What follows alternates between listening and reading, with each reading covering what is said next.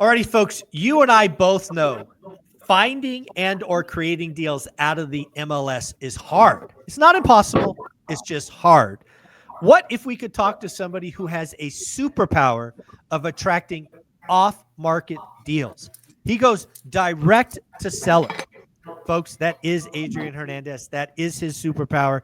And he's going to break it all down for us right here. Alrighty, Adrian, let us have it. What's going on? What's going on, guys? So I'm not sure what you do, whether if you're a wholesaler, whether you, in buy and hold, or you're long-term investor, flipper. No, I'm not sure, right? However, we all know that the gold is found in finding the deal. Correct. Right. I always tell everybody who starts with us, you could find the deal, right? You're 90% there, because finding the money is easy. So one thing that I've mastered over the last, I've been in business since 2012. So what is that? I don't know, 12 years? 13 years. I've mastered, and I can say this certainly, the outbound marketing for sure. Inbound marketing, I'm still working on. I'm still getting better at it. I would say I'm about 70% there, but we're all still learning. But I think that there's some good stuff that I can share that can help you find your next deal. Yeah. So let's first define it. Because again, these are terms that we throw around with ease that we understand, but we can't assume that the audience has A, heard them, or B, understood the context. So when we talk about direct to seller, what does that mean? Yeah, so that's us finding the deal directly to the homeowner, right? So we're going to the homeowner. We're not going to an agent who went to the homeowner or a wholesaler who went to the homeowner. It's us directly advertising or approaching that homeowner, asking them, do they have a need and can we solve it, right? It's you being the contract holder. So let's paint the picture, folks. So one of the things that you spend a lot of money on, you have a lot of people working on, is you are sifting through probably various lists. You probably pay PropStream or like other things where you are creating leads. You're probably doing what's called lead stacking, right? Where you're getting, water shut off, pre-foreclosure, all of these things. You're probably looking for multiple pain points. And when you get this list on a daily, weekly, monthly basis, you then market to them, because what you're assuming is, hey, if you somehow show up on one of my lists, certainly if you're on my list multiple times, the chances of there being acute pain are high. So then you spend dollars out. You'll call them, you'll text them, you'll mail them. Shoot, you may even door knock them. But that is when you talk direct to seller. You are spending money identifying pain, and then you go validate if there's pain. There is, there isn't, then you go to the next step. Correct. And for those of us that are like, what's inbound, what's outbound? So outbound marketing, guys, are things like you may get somebody texts you and asks you, are you interested in a product, right? Or somebody cold calls you and asks if you're interested in a product. That's an outbound marketing, right? An inbound marketing would be like you saw an ad on TV, or you saw a billboard, or you saw a truck driving with, a logo on the side, and you happen to call that interested in their services. So, outbound and inbound. Yeah. And again, when you go outbound, typically speaking, there's a lot more costs involved, because again, it's more of a mass mailing, where if it's inbound, it's more of a sniper, right? That that person is interested in selling because they've done something on their end to reach out to you. But let's talk about going direct to seller. Yep, go ahead. However, inbound is more expensive than outbound. Yeah, very much so. For all the right reasons. But when you talk about going direct to seller and that being your superpower, what is your superpower? Is it the list stacking? Is it the conversation? Is it the negotiation? Is it the disposition? Is it all of it? Is it none of it? What is the superpower for Adrian? Yeah, it's really understanding the foundation of what lead generation is, right? I think that's really what I master, is the foundation, right? The understanding, how do you speak to somebody? Because well, let's break it down. So how do you speak to somebody, and how do you get them on the phone, number one? And then how do you speak to them, number two, right? And those are the two biggest things that I've mastered, is how do we get a hold of them? And that breaks down into a couple of things. Like you talked about the list, finding the right list, right? Knowing what list to pull and what to take out of that list, so you're not wasting dollars, right? Because remember, you got to scrub that list, and or finding different resources that are outside of what we can actually pay for to find a way to lead generate. I didn't start doing this with any money. Matter of fact, I was like everybody out of high school. You have no money, right? So I was just like you, and I had nothing, so I had to get resourceful. And then the conversation piece. I have this talk over and over and over again with my sales team. It's like, the better you can get verbally, the better you can get at the art of communication, the more money you will make. Because I know everybody generating the same leads. What's the difference of one person? What's the difference of 5 people getting the same lead and one of them getting it under contract? The difference is what they're communicating, how they made that client feel. It's not always price. Yeah, I just want to echo that, because again, I've been in this game for a long time. I've watched lots of people come and go. I've seen lots of people, frankly, waste and burn money. I've seen a lot of people bust out, and of course, I've seen a lot of people succeed. And this is pretty consistent. A lot of people get into this game and they just start buying tools. They start spending money on. Now the big thing is AI, right? We're going to start buying AI tools for this, that, we're going to pay for this or that service. And that's not where the money is. The money is in the communicate. You're talking to a home owner. Yep. The home owner has to say yes. It's the communication. It's frankly the listening that I think most people get wrong. You're not even listening to this person who you're asking to make a financial commitment with you, who may be in a situation that they're embarrassed.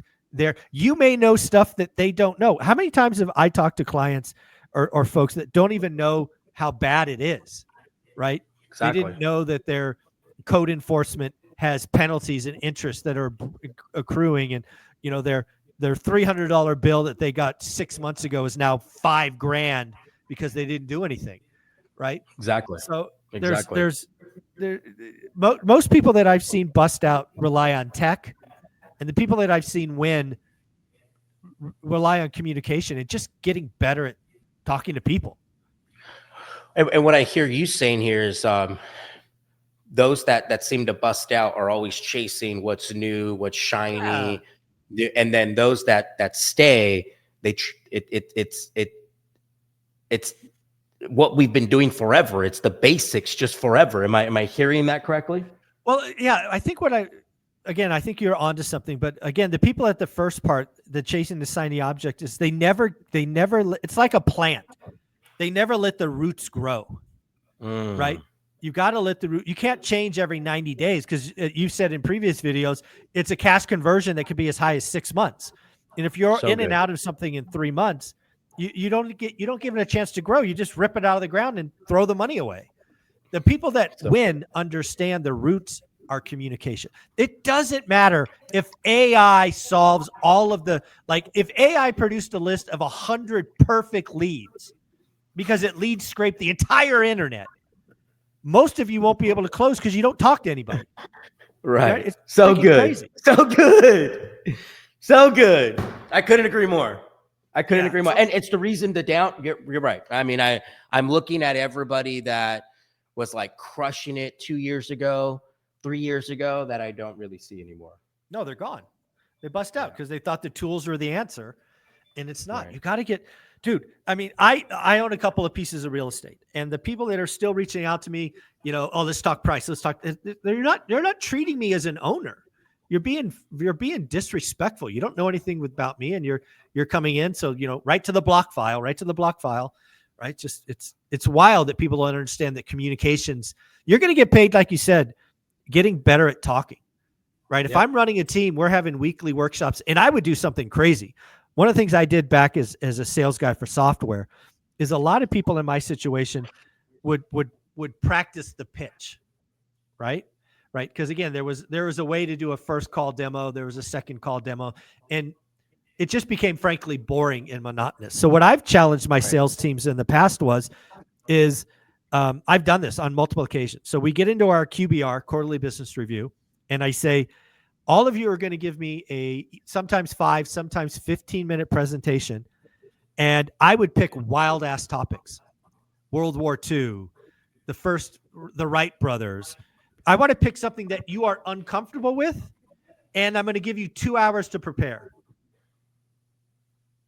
Let's just go see how you do in, new and uncomfortable situations. It's not Right. about, it just forces your mind to get uncomfortable where growth occurs. And it was wild to see people, take up on these topics where they may have done nothing or next to nothing and riff on in 2 hours. And it just builds that muscle memory. So good. I love that. Yeah. And so for all of us guys, one thing that I've learned from Gino Blafari too is, and I hear this from Zuber, right? I think it's a lot of the reason why you follow him is how smart he is with the market and understanding the trends, right? We listen to him for a reason. Well, if we want people to listen to us, right? I want to empower you to go work harder on yourself than you do on your job. Go study, go learn. Gino always says you want to be smarter than your accountant, right? Yet you're still going to rely on your accountant, but you still want to know more than your accountant knows, right? You want to know the escrow just as much as escrow knows the escrow, right? And that's what makes us when you speak to a client, they're understanding that you know what you're doing, right? Versus like, oh, okay, well, hold on, give me a second. Let me go talk to my manager to see if this offer would work. Yeah. So, to your point. When I think about the cash conversion of your world, and this is what I thought about as a sales guy, because again, right, I was given crazy numbers. The biggest number I ever had was $1.2 billion, right? I'm good, but I'm not that good. So I always had to think about how I can make massive change and get other teams and other organizations to help hit that number. The good news is if you have a $1.2 billion number, 600 or 700, of that is going to happen whether you do nothing. But that's Right. not interesting to me. I'm not interested in 60% of quota, right? I want to do 1.4, 1.6 billion because then the number gets interesting. But where I was going with this is you have to understand the money conversion cycle. And in your world that I just highlighted earlier, I'll break it down into two things. There's a portion of the cycle that could be done by technology. And then there's a portion of the money cycle was a human being to a human being, belly to belly, as I've heard it called. And that belly may be over the phone in some cases, but it's human to human. Where I sit, 20% of the conversion comes from tech or apps or things that technology can do, but 80% is a human dealing with a human. And I think people get it all wrong. Yep, 100%. They do. And it's funny. One thing we've been implementing is if they're not answering, we're door knocking them, right? Yeah, exactly. And it's interesting what happens at the door.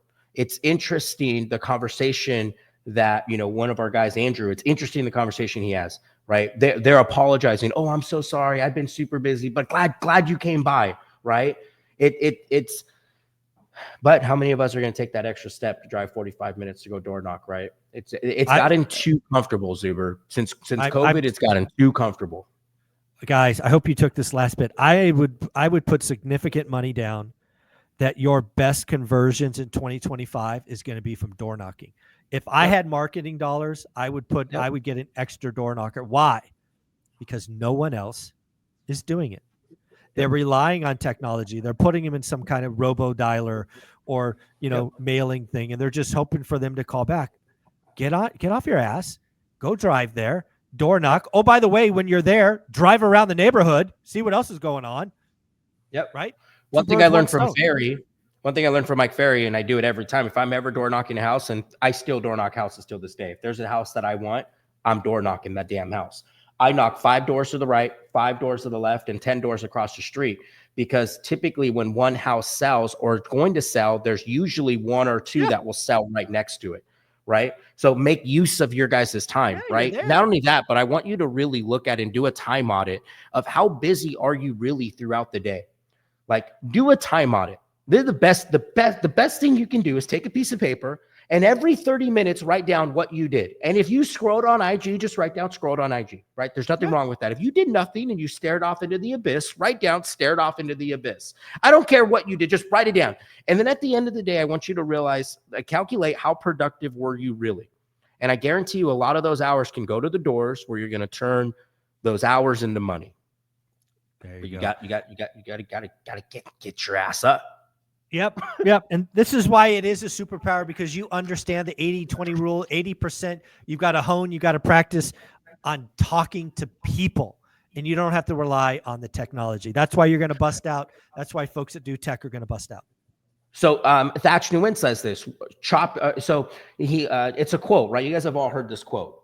If two men were given an axe, one man spent majority of his time sharpening that axe, right? And the other guy grabbed the axe and just started going to town, right? Hitting this tree. There's a competition. Right? I probably should have told you what the goal was of Chop the tree down. This axe, right? They were given the axe to chop down a tree to see who was the fastest that can chop down this tree. They were given X amount of time. Well, one of the guys is just hitting the tree, getting nowhere, right? Hitting the tree. I mean, he's cutting it, but he's really not getting anywhere, right? He's just hitting the tree. Nothing but force, pure action, cold call after cold call after cold call after cold call. The other person sharpening his axe, right? Let's say they had 3 hours. He spent 2 hours sharpening his axe, right? And the last hour, boom, tree falls. Thatch tells the story all the time. Every time. You got to sharpen the axe. So a lot of us are out there. We're just swinging. We're swinging. When was the last time you got in the cage and practiced? Right. Yep. And so one thing that I was grateful to learn early on, thankfully, by being around Ty and Joe D and Alex Slayer, was every day you practice. Every day you role play for hours every single day. There would be times they would call me early in the morning. Hey, what's number 6 of the objection handler on the expired? Go. And I needed to be able to come up with it just like that, right? It's the practice, right? And then because the more you practice it, the more it's ingrained, the more it becomes second nature. You don't even have to think about it. It just happens, right? The way Zuber talks about numbers in the market, he doesn't even think about it. Just 30 years of practice, baby. 30 years of practice. There you go. Adrian, Overnight you're amazing, success. man. Overnight success. Yeah, 30 years. Overnight. Where can people find you, my friend? Instagram, guys, at Adrian Hernandez. This was cool. Awesome, folks. Do me a favor. Send them a note on IG saying, hey, I saw you on One Rental at a Time. Thank you for coming back every week. Buddy, I appreciate you. Appreciate you, Zuber.